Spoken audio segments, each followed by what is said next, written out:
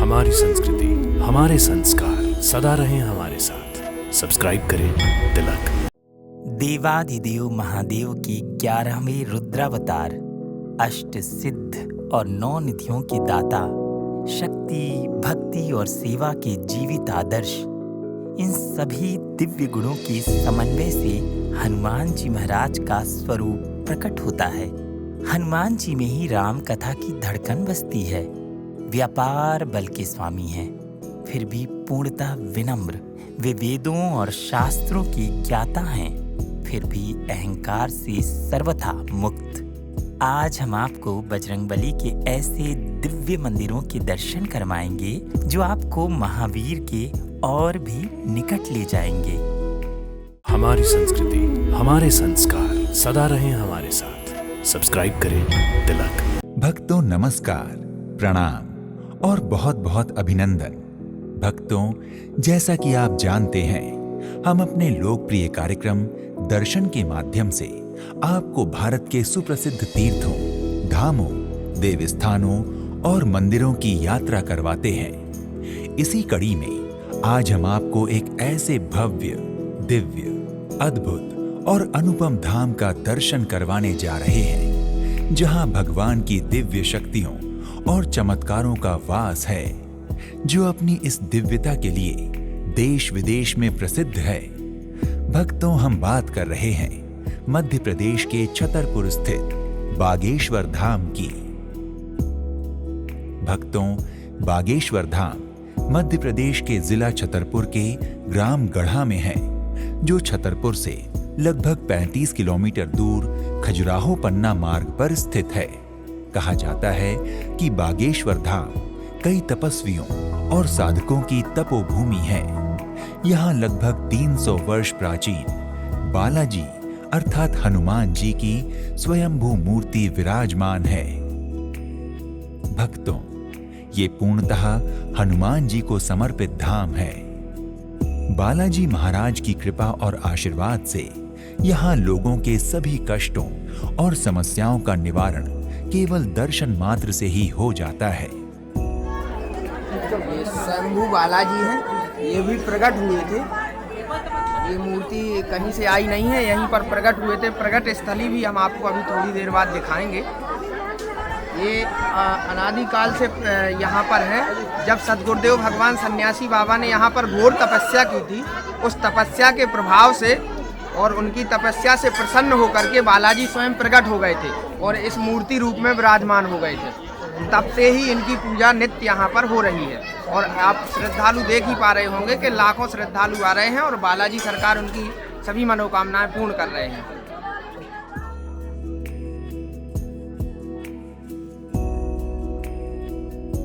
भक्तों, बागेश्वर धाम परिसर में एक बहुत प्राचीन वृक्ष है।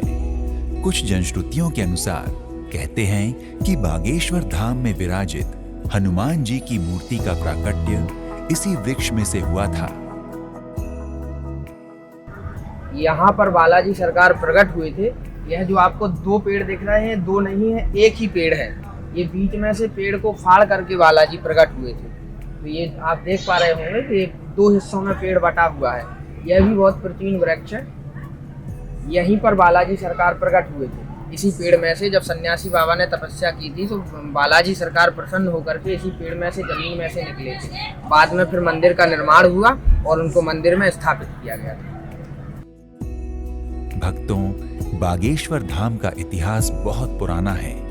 कभी यहाँ घनघोर जंगल था।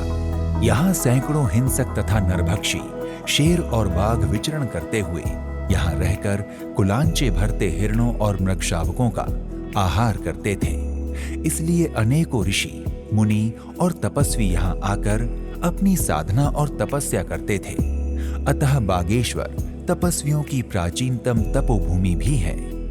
भक्तों, बागेश्वर धाम में लगभग 1200 वर्ष पुराना भगवान शिव का मंदिर है, जो बागेश्वर शिव मंदिर के नाम से प्रसिद्ध है। इस शिव मंदिर का निर्माण तत्कालीन चंदेल राजाओं ने खजूरवाह यानी खजुराहो के मंदिरों के निर्माण के दौरान ही करवाया था। यह बागेश्वर नाथ महादेव हैं। ये सबसे पहले स्वयंभू मूर्ति है। यहाँ बागेश्वर नाम का तात्पर्य है, जब ये मंदिर का निर्माण हुआ था तो यहाँ चारों तरफ बाघ रहते थे, अत्यधिक जंगल था और चारों तरफ बाघ रहते थे, तो इसीलिए लोगों ने इसका नाम बागेश्वर कर दिया। इसका पुनरुद्धार 1986 में ग्रामवासियों के द्वारा ही सहयोग करके करवाया गया था। ये स्वयंभू भोलेनाथ हैं, कभी भी यहाँ पर उजेला नहीं होता है। कितनी भी लाइट ले आइए आप, आज तो नई टेक्नोलॉजी है, एक से एक लाइटिंग आ रही हैं, कैसी भी लाइट लेकर के आइए, आप खुद देख सकते हो, लगा करके खुद चेक कर सकते हो। कैसी भी लाइट ले आइए, कितनी महंगी से महंगी लाइट ले आइए, यहाँ लगाइएगा, 1 घंटे के बाद अपने आप खराब हो जाएगी। ये प्रमाण है, आप आकर के खुद लगा के देख सकते हो। भक्तों, बागेश्वर धाम में विराजमान बालाजी अर्थात हनुमान जी स्वयंभू हैं। इनका प्राकट्य लगभग 300 वर्ष पहले हुआ था। कहा जाता है कि उस समय परम तपस्वी और परम हनुमान भक्त सन्यासी बाबा इसी स्थान पर रहते हुए कलयुग के राजा हनुमान जी महाराज की साधना कर रहे थे। उनकी साधना से प्रसन्न होकर हनुमान जी ने उन्हें यहाँ दर्शन दिया। हनुमान जी के दर्शन से अभिभूत सन्यासी बाबा ने अपने आराध्य हनुमान जी से यहीं विराजमान होने की प्रार्थना की। भक्त वत्सल्य हनुमान जी अपने भक्त सन्यासी बाबा की प्रार्थना स्वीकार करते हुए यहीं मूर्तिमंत हो गए, जहां कालांतर मंदिर बना दिया गया। भक्तों, बागेश्वर धाम के प्रांगण में एक पेड़ है जिसे प्रेतराज वृक्ष कहा जाता है। यह प्रेतराज सरकार का वृक्ष है, ये भी मंदिर के समय का है।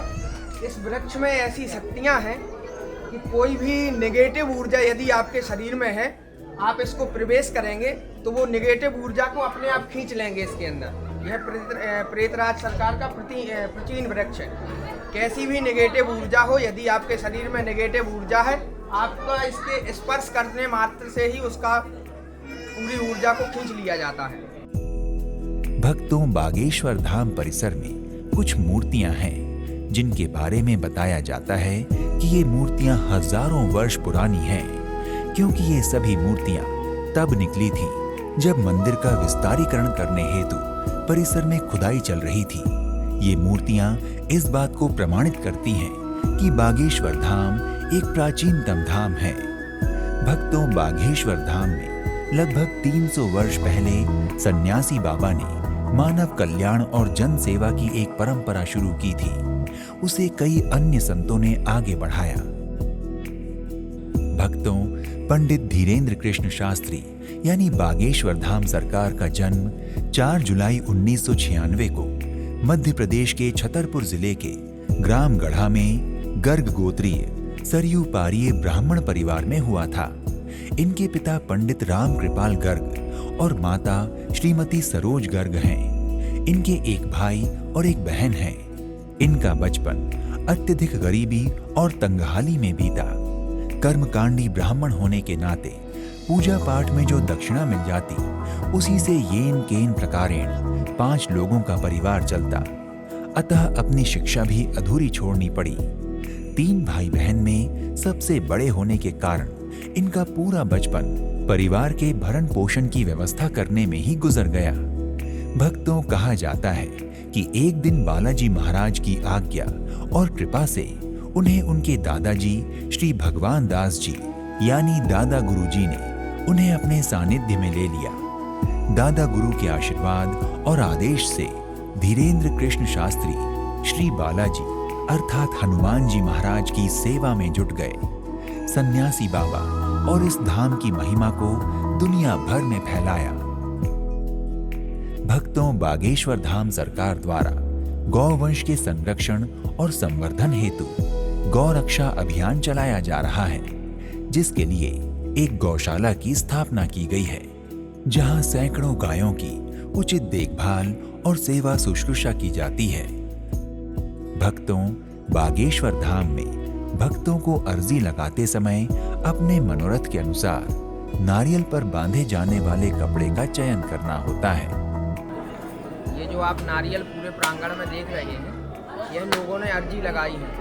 जैसे जो मनोकामना लेकर के आता है या जो भी दुख परेशानी सुनाने के लिए आता है, जैसे अपने एक दूसरे के पास बात पहुंचाने का माध्यम मोबाइल फ़ोन होता है या चिट्ठी पर्ची होती है, वैसे ही बालाजी सरकार तक अपनी बात पहुंचाने का माध्यम यह अर्जी वाला नारियल है। यदि आप प्रेत बाधा या भूत प्रेत या नेगेटिव ऊर्जा से ग्रसित हैं, आप परेशान हैं, तो उसके लिए आप काले कपड़े में और यहाँ पर नारियल बांध दीजिए तो आपको उससे छुटकारा मिल जाएगा।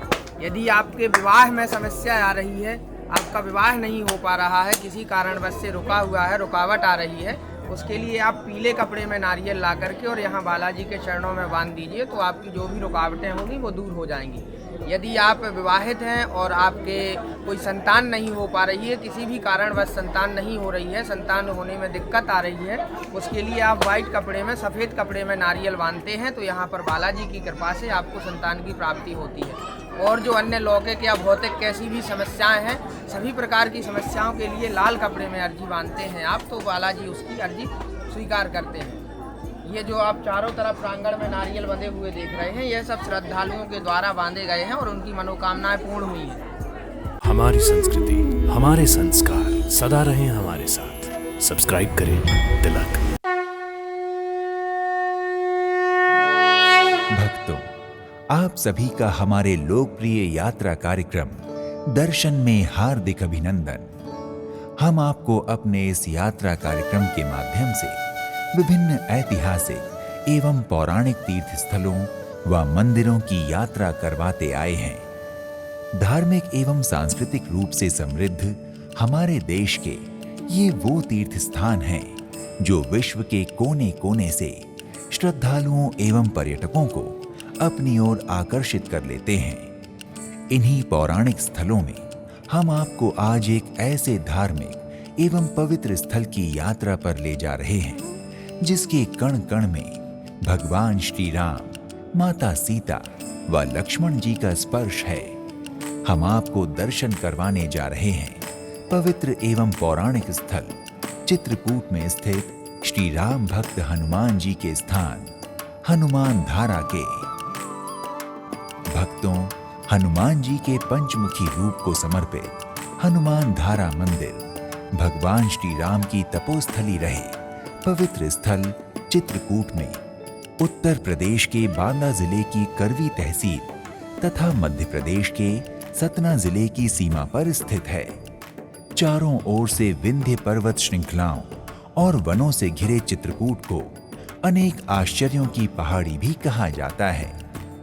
यहाँ विराजमान हनुमान जी की विशाल प्रतिमा को स्पर्श करता हुआ निरंतर जलधारा का जल बहता रहता है, इसलिए इस स्थान को हनुमान धारा के नाम से जाना जाता है, जिसे देखकर श्री राम जी की अपने भक्त शिरोमणि हनुमान जी पर असीम कृपा का संकेत मिलता है। पहाड़ी पर स्थित होने के कारण मंदिर तक पहुंचने के लिए श्रद्धालुओं को कहीं पर खड़ी व कहीं पर घुमावदार 360 सीढ़ियों को चढ़कर जाना होता है। ये सीढ़ियां जहां से शुरू होती हैं, वहां पर आपको भोग प्रसाद, फूल फल की कई सारी दुकानें मिलती हैं, जहां से भक्त हनुमान जी को अर्पित करने के पूजा सामग्री आदि खरीदकर सीढ़ियों की ओर बढ़ते हैं। इन सीढ़ियों की शुरुआत में ही आपको हनुमान जी के साक्षात रूप माने जाने वाले वानरों की सेना अर्थात बंदर इधर उधर उछलते कूदते दिखने लगते हैं। हनुमान धारा मंदिर तक पहुंचने के लिए रोपवे की सुविधा भी उपलब्ध है। अगर किसी को सीढ़ियां चढ़ने में परेशानी होती है तो वो रोपवे के द्वारा भी हनुमान धारा में हनुमान जी के दर्शन करने के लिए जा सकता है। भक्तों, हनुमान धारा मंदिर के प्राकट्य से संबंधित एक प्रचलित कथा के अनुसार लंका दहन के पश्चात हनुमान जी के शरीर में अत्यधिक तपन रहती थी। इस दौरान भगवान श्री राम के अयोध्या में राज्याभिषेक होने के बाद उनकी चरण सेवा में रहते हुए एक दिन हनुमान जी ने भगवान श्री रामचंद्र जी से प्रार्थना की कि वे उन्हें उनके शरीर में तपन से हो रहे कष्ट से मुक्त होने का उपाय बताएं। तब भगवान श्री राम ने मुस्कुराते हुए हनुमान जी को चित्रकूट पर्वत पर जाने का मार्ग दिखाया, जहां पर उनके शरीर पर अमृत तुल्य शीतल जलधारा के लगातार गिरने से उनके शरीर में हो रहे तपन के कष्ट से उन्हें मुक्ति मिल जाएगी। तत्पश्चात हनुमान जी ने चित्रकूट आकर विंध्य पर्वत श्रृंखला की एक पहाड़ी पर श्री राम रक्षा स्तोत्र का 1008 बार पाठ किया और जैसे ही उनका अनुष्ठान पूरा हुआ, ऊपर से एक जल की धारा प्रकट हो गई। जलधारा के शरीर में पड़ते ही हनुमान जी के शरीर को शीतलता प्राप्त हुई। आज भी यहाँ वो जलधारा हनुमान जी के बाईं ओर निरंतर गिरती रहती है, जिस कारण इस स्थान को हनुमान धारा के रूप में जाना जाता है। वर्ष के 365 दिन निरंतर बहने वाला ये जल शीतल एवं स्वच्छ है। ये जल कहाँ से आता है, इसकी जानकारी आज तक किसी को नहीं हुई। धारा का ये जल पहाड़ में विलीन हो जाता है, जिसे लोग प्रभाती नदी या पाताल गंगा भी कहते हैं। मान्यता है कि यदि किसी व्यक्ति को दमे की बीमारी है तो ये जल पीने से काफी लोगों को लाभ मिलता है। हनुमान धारा के दर्शन से हर व्यक्ति तनाव से मुक्त हो जाता है तथा उसकी सभी मनोकामनाएं हनुमान जी पूर्ण करते हैं। बाबा का पहली पूजा होती है तेल सिंदूर, बाबा का चोला चढ़ता है। दूसरी पूजा होती है लंगोटा 2.5 मीटर का। तीसरी पूजा होती है ध्वजा झंडा। चौथी पूजा देसी घी का रोट गुड़ चना। पांचवी पूजा होती है फल खायो फल प्रभु लागी भूखा, कब स्वभाव ते तोरे रूखा। इनको फल बहुत प्रिय है। भक्त आते हैं, अपनी पूजा करते हैं, मनवांछित फल प्राप्त करते हैं। भक्तों, हनुमान धारा मंदिर पर्वतमाला के मध्य भाग में स्थित है। मंदिर में पंचमुखी हनुमान जी के अतिरिक्त श्री राम, सीता, लक्ष्मण जी का भी मंदिर है। मंदिर के बाहर से देखने पर चारों ओर बिखरा प्राकृतिक सौंदर्य यहाँ आने वाले सभी भक्तों का मन मोह लेता है। इस मंदिर तक आने वाली सीढ़ियों में थोड़ी थोड़ी दूरी पर हनुमान जी एवं श्री राम, सीता, लक्ष्मण जी के छोटे छोटे मंदिरों के भी दर्शन होते हैं। सीढ़ियों से जैसे जैसे ऊपर की ओर जाते हैं, मंदिर के आसपास का दृश्य बहुत ही मनोरम एवं मंत्रमुग्ध कर देने वाला होता है। पहाड़ के सहारे स्थित हनुमान जी की विशाल मूर्ति के ठीक सामने 2 जलकुंड हैं, जो हमेशा जल से भरे रहते हैं। हनुमान धारा से ठीक 100 सीढ़ी ऊपर सीता रसोई है, जहां माता सीता ने भगवान श्री राम और लक्ष्मण जी के अतिरिक्त कई ऋषियों को भोजन बनाकर खिलाया था। हनुमान धारा के इस मंदिर में मुख्य अवसरों के अतिरिक्त प्रतिदिन दूर दूर से हनुमान जी के दर्शन को आए श्रद्धालुओं की भीड़ देखते ही बनती है। यही पुरानी जगह, यही सीता रस, इस जगह पर सीता मैया ने वनवास काल में 5 ऋषियों के लिए भोजन बनाया था, वही जगह है। और इसी को देखने आप लोग इतना बाहर चढ़कर आए। बोल सच्चे दरबार की जय। भक्तों, चित्रकूट एक प्राचीन धार्मिक स्थल है। यहाँ पर स्थित मंदिरों का निर्माण एवं जीर्णोद्धार कब हुआ, किसने किया, इसके बारे में कोई ठोस प्रमाण तो नहीं, किंतु उपलब्ध तथ्यों के आधार पर कहा जाता है कि चित्रकूट का विकास राजा हर्षवर्धन के समय में हुआ था।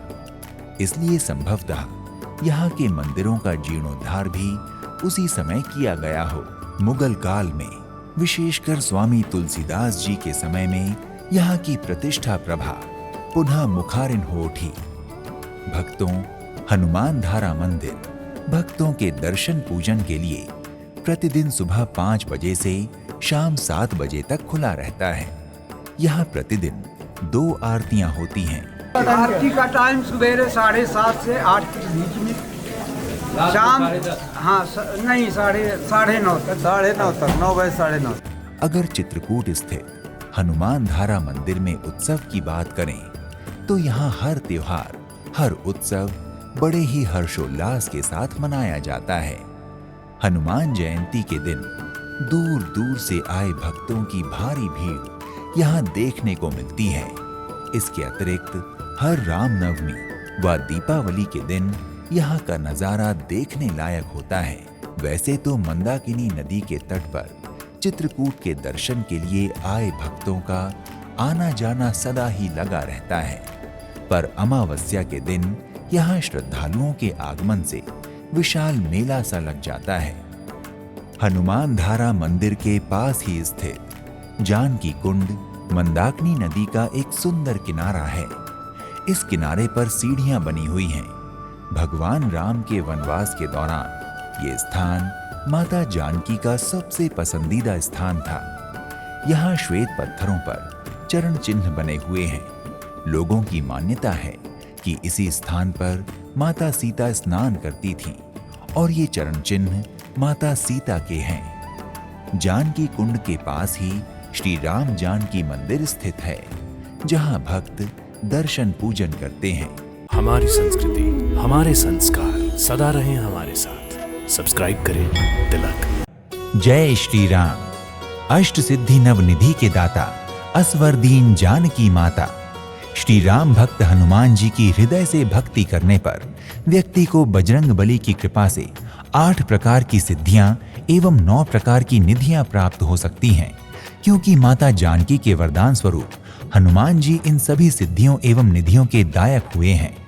बजरंग बली बल, बुद्धि, साहस को देने वाले हैं। भूत प्रेत एवं सभी नकारात्मक शक्तियां बजरंग बली के नाम मात्र से ही नष्ट हो जाती हैं। इसी प्रकार हनुमान जी के कई अलग अलग रूपों के भी दर्शन होते हैं। इन्हीं रूपों में आज हम दर्शन करेंगे हनुमान जी के पंचमुखी स्वरूप के, जो स्थित है हरियाणा राज्य के यमुनानगर से कुछ किलोमीटर दूर छछरौली में। ये डिस्ट्रिक्ट यमुनानगर, छछरौली तहसील, गांव बसातियावाला में श्री पंचमुखी हनुमान मंदिर स्थापित है। यहाँ पर जो भी भक्त अपने मन की जैसी कामना लेके आता है, श्री पंचमुखी हनुमान जी महाराज उसकी मनोकामना पूर्ण करते हैं।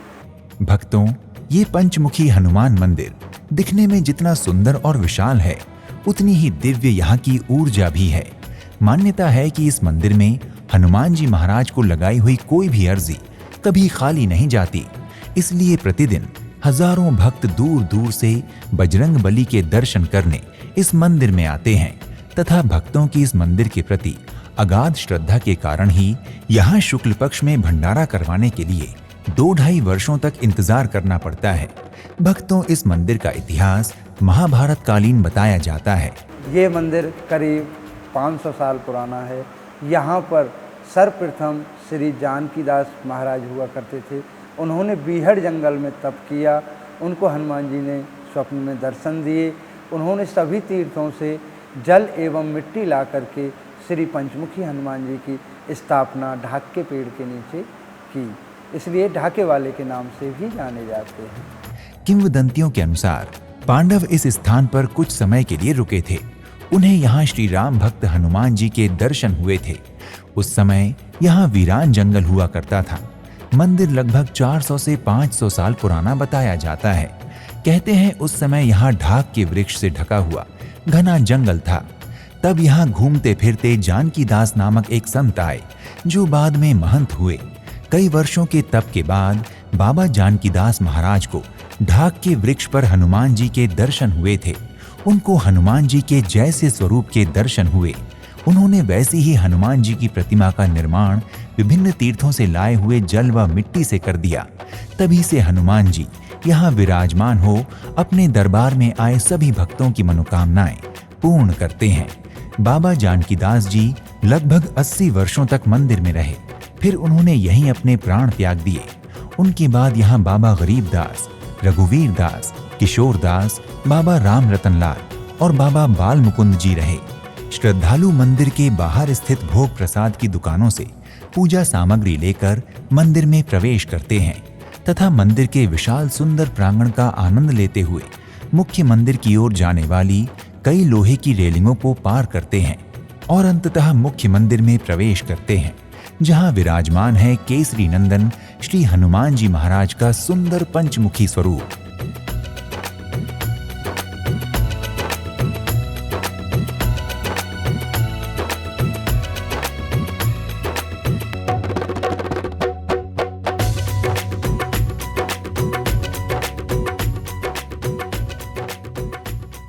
भक्तगण जय जय श्री राम के जयकारे लगाते हुए हनुमान जी महाराज के दर्शन करते हैं और अपनी मनोकामनाओं को पूर्ण करने की अर्जी लगाते हैं। मंदिर में हनुमान जी महाराज के साथ ही परिसर में श्री राम दरबार, मां वैष्णो देवी, श्री राधा कृष्ण एवं शिव परिवार की प्रतिमाएं भी विराजमान हैं। भक्तगण इन सभी देवी देवताओं की पूजा भी बहुत ही श्रद्धा भाव से करते हैं। मंदिर में आरती का समय प्रतिदिन प्रातः 5 बजे एवं सायंकालीन आरती का समय 7 बजे का है। आरती के समय मंदिर में भक्तों की भारी भीड़ देखने को मिलती है। मंगलवार एवं शनिवार विशेष रूप से भक्तगण हनुमान जी महाराज के दर्शन पूजन को आते हैं।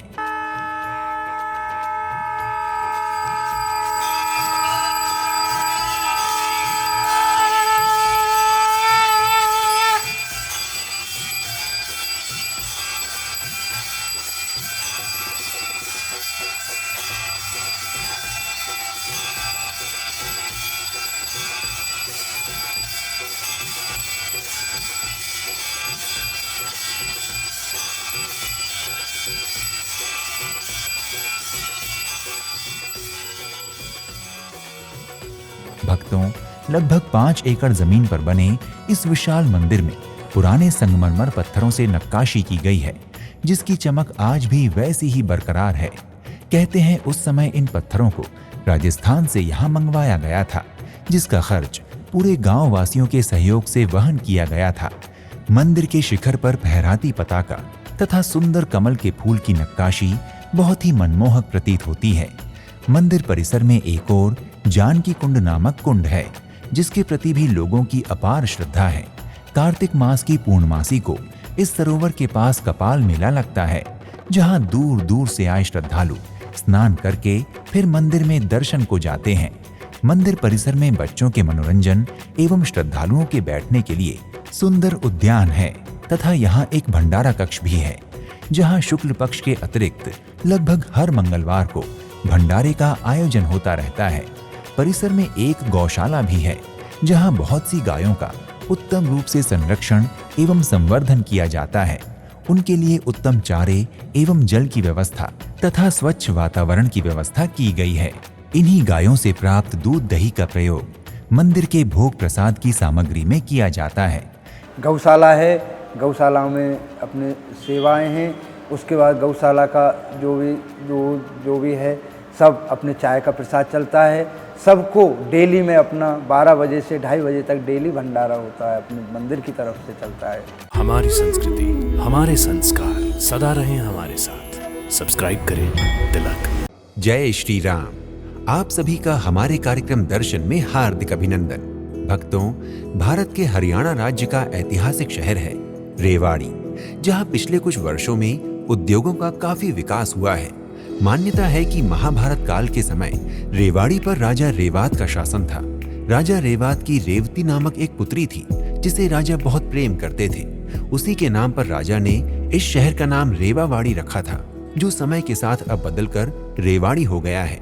प्राचीन काल में ये नगर राजनीतिक, कलात्मक, साहित्यिक, सामाजिक, आर्थिक और धार्मिक गतिविधियों का केंद्र रहा है।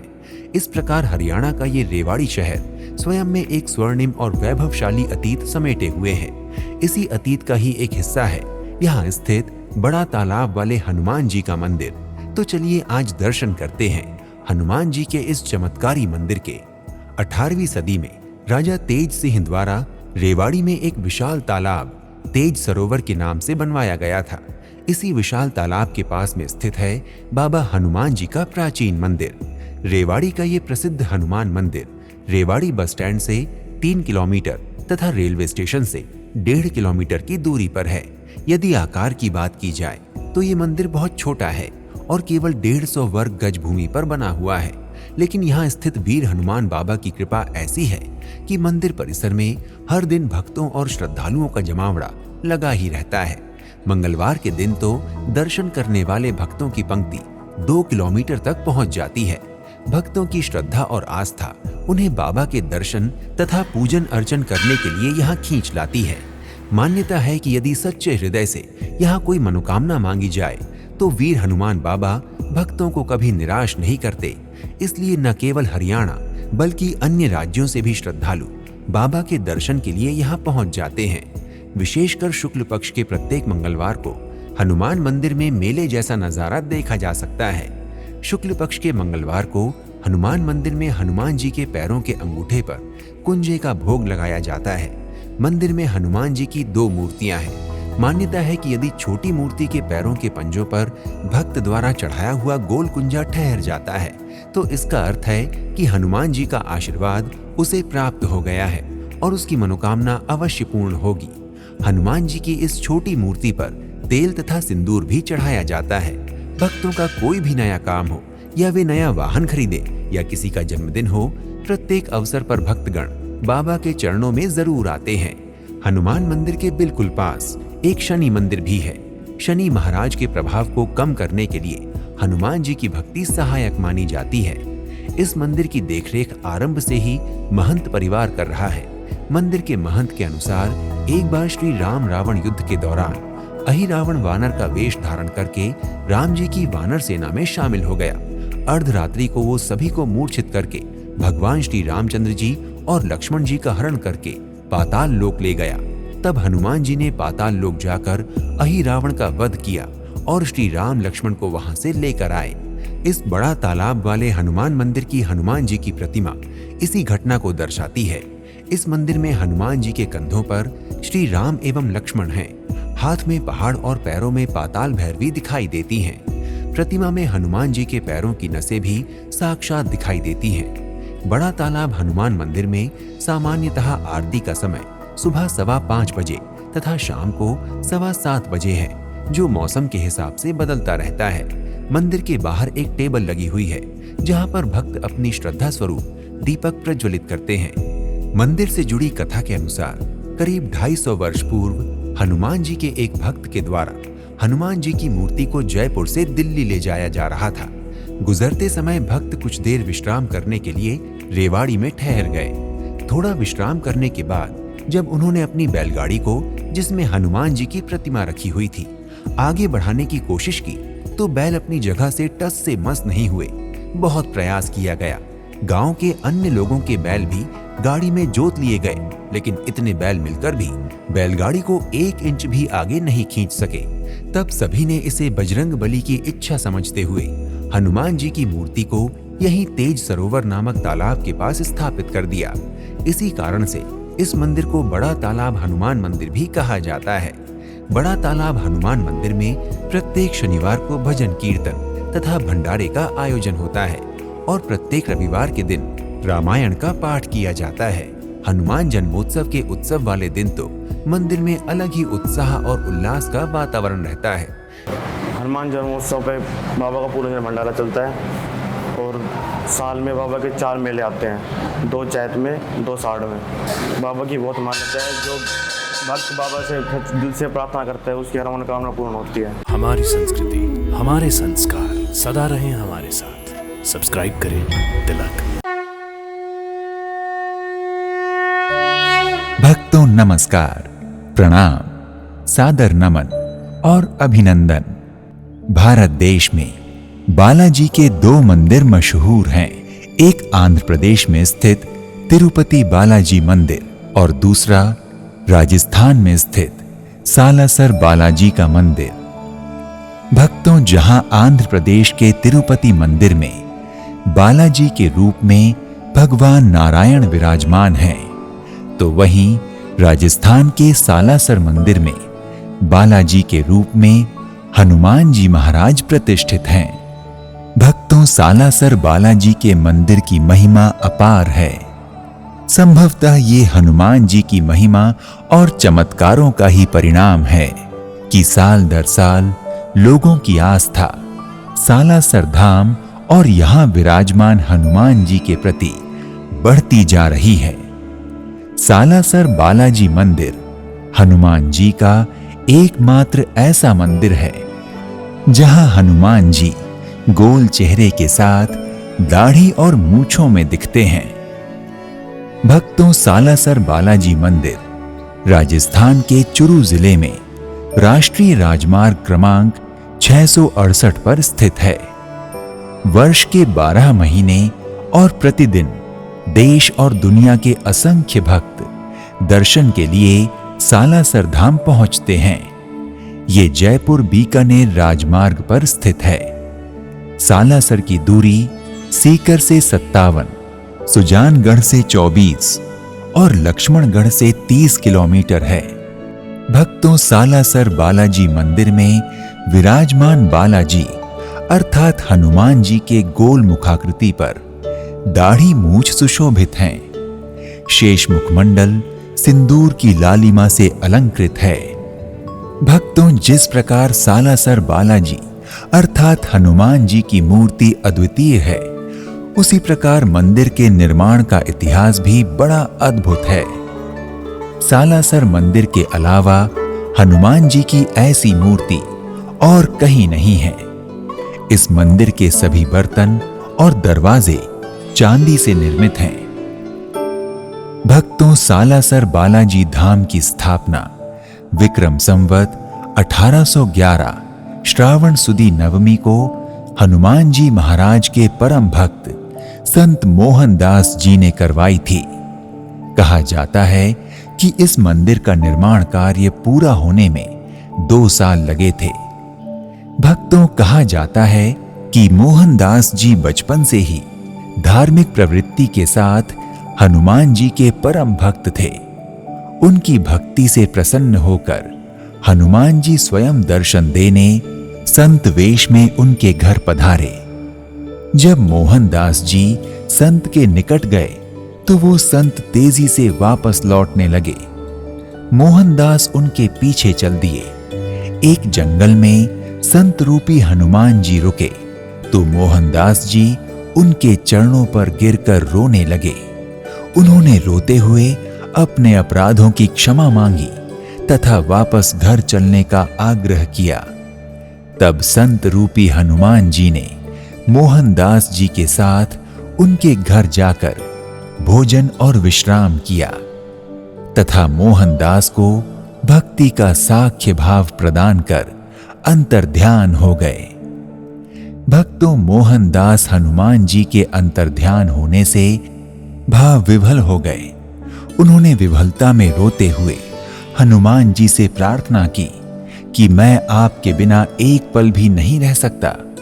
तब हनुमान जी ने मोहनदास की प्रार्थना स्वीकार करते हुए स्वप्नादेश देते हुए कहा कि मैं सालासर अर्थात सालमसर में मूर्ति स्वरूप में तुम्हारे साथ रहूंगा। भक्तों, कथा के अनुसार सालासर धाम में विराजमान बालाजी महाराज का मूर्ति स्वरूप में प्राकट्य भी बड़ा रोचक है। एक बार नागौर जिले के असोटा गांव में एक जाट किसान अपना खेत जोत रहा था। तभी उसका हल किसी पथरीली चीज से टकराया। उसने खोदा तो उसे वहां एक पत्थर प्राप्त हुआ। जब उसने अपने अंगूछे से उस पत्थर को साफ किया तो देखा कि पत्थर पर बालाजी महाराज की छवि अंकित है। उसी समय जाट की पत्नी खाना लेकर आई थी। दोनों पति पत्नी ने पत्थर पर अंकित हनुमान जी को साष्टांग नमन किया और पत्नी द्वारा लाए गए बाजरे के चूरमे का पहला भोग बालाजी को लगाया। इसलिए तब से लेकर आज तक सालासर बालाजी मंदिर में हनुमान जी को भोग स्वरूप बाजरे का चूरमा ही अर्पित किया जाता है। भक्तों, बालाजी अर्थात हनुमान जी की मूर्ति के प्रकट होने के बाद एक रात को असोटा के ठाकुर को बालाजी ने स्वप्नादेश देते हुए मूर्ति को सालासर ले जाने को कहा। वहीं दूसरी तरफ सपने में हनुमान जी महाराज ने अपने भक्त मोहनदास से कहा कि जिस बैलगाड़ी से मूर्ति सालासर जाए उसे कोई रोके नहीं। जहां बैलगाड़ी अपने आप रुक जाए वहीं उनकी मूर्ति स्थापित कर दी जाए। सपने में मिले इन स्वप्न आदेशों के कारण ही भगवान बालाजी की मूर्ति को सालासर धाम के वर्तमान स्थान पर स्थापित किया गया था। भक्तों, प्रायः मन में सवाल उठता है कि सालासर बालाजी अर्थात हनुमान जी के दाढ़ी मूछ क्यों हैं? कहा जाता है कि जब बालाजी अर्थात हनुमान जी पहली बार मोहनदास को दर्शन देने आए थे तो वे दाढ़ी मूछों वाले वेश में थे। तब मोहनदास ने बालाजी को इसी रूप में प्रकट होने की प्रार्थना की थी और बालाजी अपने परम भक्त मोहनदास जी की प्रार्थना स्वीकार करते हुए दाढ़ी और मूछों के साथ प्रकट हुए और अब भी उसी स्वरूप में विराजमान हैं। भक्तों, सालासर बालाजी महाराज के दर्शन करने के लिए वैसे तो पूरे साल श्रद्धालुओं की भीड़ लगी रहती है, लेकिन सप्ताह में मंगलवार और शनिवार के दिन भक्तों की भारी भीड़ होती है। इस मंदिर में लगभग 25 वर्षों से रामायण का अखंड पाठ चल रहा है।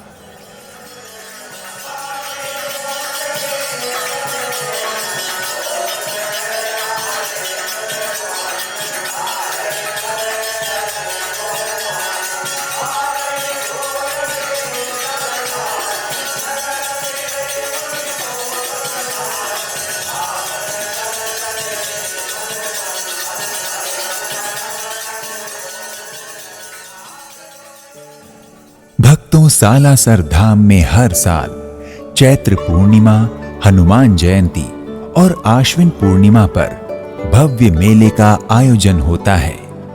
इन अवसरों पर लगभग 8 से 10 लाख हनुमान भक्तों और श्रद्धालुओं का महाकुंभ लगता है।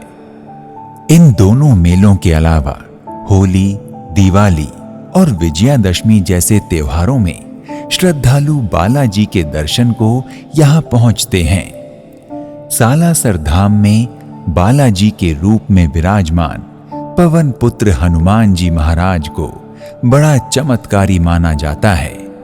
वो अपने दर पर आने वाले भक्तों की सभी मनोकामनाएं पूर्ण करते हैं। कभी कोई खाली हाथ नहीं लौटता।